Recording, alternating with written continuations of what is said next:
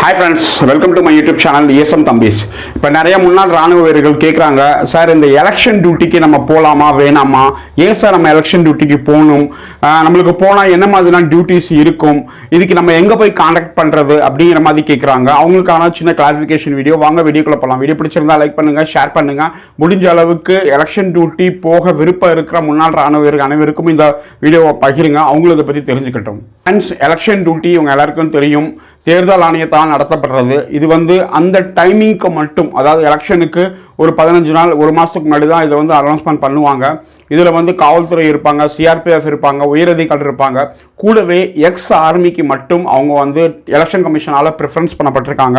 X army மட்டும் அவங்க பாதுகாப்பு பணி, அதாவது இன்டர்னல் பாதுகாப்பு பணிகளுக்காக எக்ஸ் ஆர்மி கண்டிப்பாக தேவை. அப்படிங்கிறதால இந்த ஒரு விஷயத்துக்காக ஒவ்வொரு டிஸ்ட்ரிக்ட் சோல்ஜர் போர்டில் இருக்க ஏடி சாரும், அங்கே இருக்க நிர்வாகத்தை சம்மந்தப்பட்ட எஸ்பி சாரும் இதில் இன்சார்ஜை எடுத்துக்கிட்டு அந்தந்த டிஸ்ட்ரிக்டில் முன்னாள் ராணுவ வீரர்கள் யாரெல்லாம் இருக்காங்க, டியூட்டிக்கு வர்றதுக்கு யாரெல்லாம் வாலண்டியர்ஸ் அப்படிங்கிற நம்பர் வாங்கி அவங்கள கால் பண்ணி நிறைய பேர் கூப்பிட்டுருப்பாங்க, நிறைய பேர் பேர் இருப்பாங்க.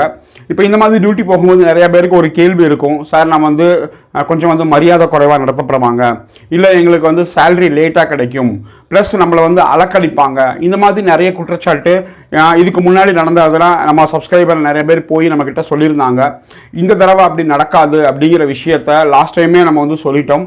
அப்படிங்கும்போது இந்த தடவையும் நம்ம நிறைய ஏடிசர்ட்ட பேசும்போது நிறைய பேர் சொன்னது விஷயம் தான், சார் யாருமே அந்த அளவுக்கு வாலண்டியர்ஸாக வரமாட்டாங்க.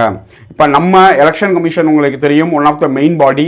அவங்க எக்ஸ் ஆர்மியை மட்டும்தான் கூப்பிடுறாங்க. அப்படிங்கிற போகும்போது எக்ஸ் ஆர்மி சோஷியல் ரெஸ்பான்சிபிலிட்டி, அதாவது இராணுவ வீரர்கள் அப்படிங்கிற போகும்போது அவங்களுக்கு இருக்க தேசத்தின் மேலே இருக்க பற்றினால அவங்க கண்டிப்பாக இந்த வரணும், எலெக்ஷனை நல்லபடியாக முடிச்சு கொடுக்கணும் அப்படிங்கிறதா அவங்களோட கோரிக்கை. நிறைய பேர் வாலண்டியர்ஸாக வந்திருக்காங்க.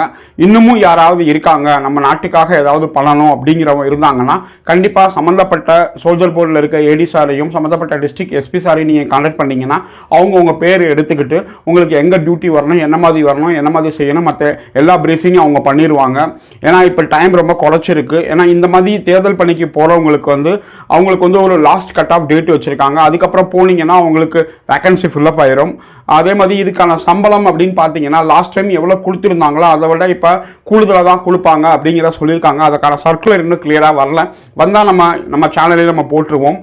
சம்பளத்துக்காக தாண்டி நம்ம இந்த நாட்டுக்காக நாட்டு வீரர்களாக நம்ம சேவை செஞ்சு வந்திருக்கோம். இப்போ நம்மளோட தேவைகள் இருக்குது அப்படின்னு சொல்லி எலெக்ஷன் கமிஷன் நம்மளை கேட்டிருக்கும் போது நம்மளால் முடிஞ்ச ஒரு சின்ன உதவி நம்ம பண்ணணும் அப்படிங்கிறதா கேட்டுக்கிறோம். நம்ம சப்ஸ்கிரைபரில் யாராவது இருந்தாங்க, இந்த மாதிரி எலெக்ஷன் டியூட்டி போகணுன்னு விருப்பப்பட்டாங்க அப்படின்னா நம்மளை கான்டாக்ட் பண்ணுங்கள். அந்தந்த டிஸ்ட்ரிக்டில் இருக்க ஏடி சார் இருக்காங்க. மதுரையில் யாராவது போகணும் அப்படின்னு விருப்பப்பட்டீங்க அப்படின்னீங்கன்னா நீங்கள் கான்டாக்ட் பண்ணலாம் மதுரையில் இருக்க ஏடி சாரை.